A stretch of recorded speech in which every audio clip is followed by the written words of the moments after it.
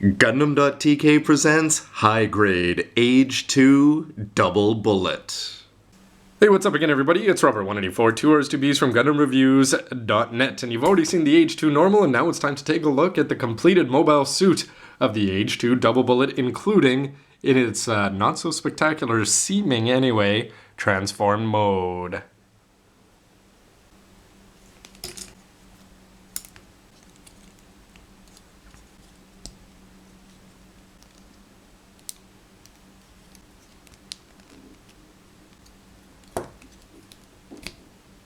When he's all put together, this is somebody who's got a lot more visual punch than I thought he would from the original line art.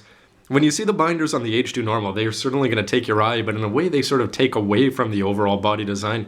Whereas with these ones, you've got that red parts, they're hanging off the shoulders, those are looking great and very lock-on-ish. But otherwise, you still have the eye drawn to the actual body of the Age-2, and I think that's certainly not a bad thing. When you're putting it together, the legs do come across as a little bit blocky and bulky, and that's not a bad thing overall, but again, the red trim all over the place, I'm talking about for the wrists, and on the feet, and on the shoulders, everything about this guy in terms of visuals for me so far is doing very well. What can you expect for articulation? Well, the front skirts are going to move up and not independently, and you can bring the legs up for a kick like that. Remember, these white parts are going to move for the transformation, but also go all the way up, so you can do the legs for a full splits.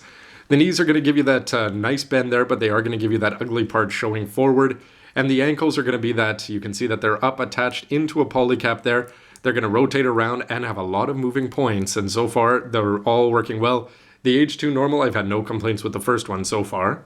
The upper body is going to move around like that. You can rotate it, you can move it too much and it's just going to pop off. And remember that this whole thing is on a slide mechanism, so you can rise it up for the transformation. The shoulders are going to move up very, very well, so you're going to have about 15 points of articulation or so it seems. Rotate it around down there, the arms are going to move at the shoulders and the elbows as you saw in the previous parts video. But of more interest is these binders here. They're going to rotate around like this, but this part here is not going to swing up, so if you expect to bring the guns forward and pivot them up, that's not going to happen. The only thing you really can do with them is you can rotate either this part here, or you can rotate this whole white part around. So you are going to have a lot of options, just not as many as you might think, and pretty much all of them are going to end up with somebody getting a face full of pain somehow. Since he's already armed up, straight to the comparisons, and here you've got the Age-2 normal and you've got the Age-2 double bullet over there on the left. And when I look at these two, my eyes are going to go to the one on the left, and that's just perhaps the red or the red chip, whatever you want to call it. But I'm going to have to say that I think the double bullet is going to look a little bit better than this normal one over here. First of all, the legs being bulky and squarish are certainly not a bad thing. I thought they might be just a little bit of a detriment. No issues whatsoever. I'm a huge fan of the fact that up on the shoulders you're going to be getting all of these gray details on the insides. I'm talking about the gray in between the red, then down here for this binder attachment and onto there.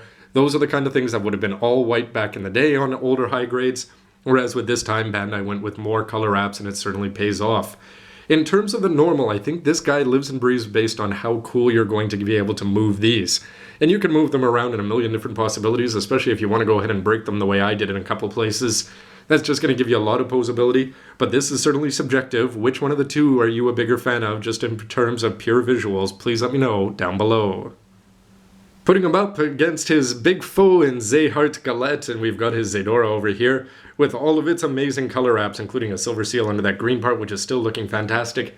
You can see that the Vegan suits, they're certainly going to have the advantage in size and in color apps overall, although again, that double bullet does a very good job. And I can't wait to have these two face off, hopefully one day, in 1/100th form. There's no real reason for this comparison except for the fact that this is the second wear for the Age-1 and this is the second wear for the Age-2. This is 2 of 3, this looks like it's going to be 2 of 2. I wonder if we'll be getting another as an MSV. However, the big other common thing between these two that link them together is just the red paint and the red plastic that you're going to be getting between them. The Titus certainly adds on a whole bunch of red limbs. This one doesn't really add on a lot of color in the limbs outside of these little parts down there, but you certainly are going to be getting a red effect compared to the all blue, or so it seems, of the Age-2 normal. And finally, next to Dad in the Age-1 flat, where you just get to take that little white part that nobody knew what it was from back in the day when the high-grade Age-1 kit came out, and just attach it into the chest. Too bad they don't give you different color eye seals as well.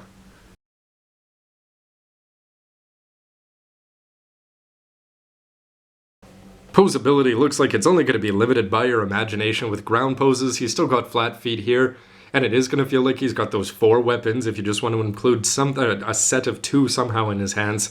And the other two up on the shoulders, no matter what you're going to do, this guy is going to look armed to the teeth and ready to do his task, which is take on, well, pretty much a whole enemy squadron. You can't skip out on making aerial poses though, because you're going to be getting this base included, and again, no matter what you do get some bonuses. The fact that you can move the feet down are going to make it look good for aerial poses. The beam sabers are going to look good in those guns, doesn't matter which direction they go in. They certainly have more visual appeal, or so it seems to me, than the Age-2 Normal's binders. If you want to focus on the shooting and ignore the blades for a moment, you can always do that, and you can use the hands to go underneath. They're not going to fit into place per se. I suppose you could pull out those little parts from under the gun, but I'm not going to bother to try to attach those. The only thing that I've noticed so far is that these white parts, they do a good job of twisting forward, but not so much twisting back, so you're not going to get all the range of motion up there on the shoulders that you might like. Popping the cannons out of the binders and ignoring the blades again, they're going to look a little bit small in the hands there, but then again, by just having the two of them, the visual impact cannot really be overstated, I guess. But I think it's awesome with 4 weapons that everybody wants to see, so here you are with the blades up in the binders there. Again, you're going to have that pretty good mobility with them overall, so you can get them in pretty much any angle. They're not going to stand out quite as much as you'd think, but then again, he does have 4 weapons in hands, no need for a shield on this guy. All he's going to do is pack a punch, and you can have him basically spinning around weird Wing Zero style. And I think that everything about this guy is going to look pretty good. Those colors all over the place, certainly a plus. Don't forget to check out my whole review of the Age-2 Normal where you can see its transformation. But here it is, in its flight mode, and what are you going to get? Well, it's not the horrible box that I thought it would be, although it is still going to just look like a Gundam.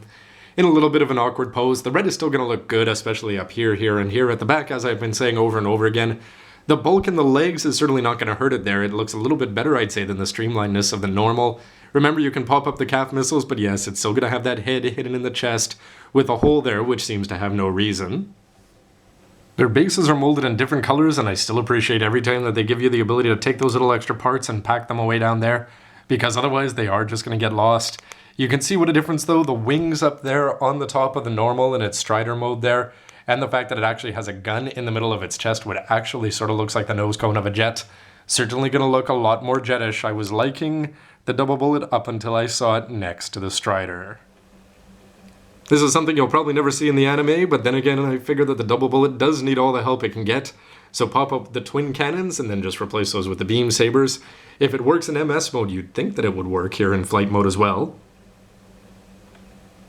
And yes, it's probably sacrilege, but if you got it, you might as well use it. And all of a sudden, well, he's still going to look like a little bit of a strange jet there overall, but then again, you could turn these binders even backwards, and he is going to sort of look like a jet, although I'm still going to have to give the edge overall to this guy.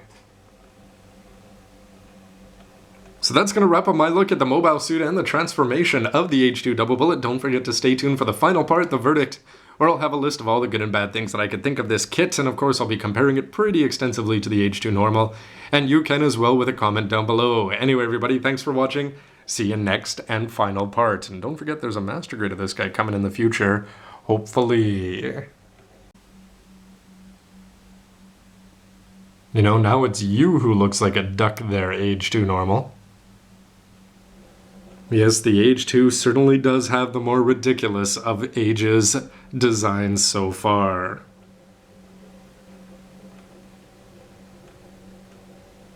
Now, if only they had an extra torso around so that Flit could get into the Age-2 instead of running around in the flat all the time.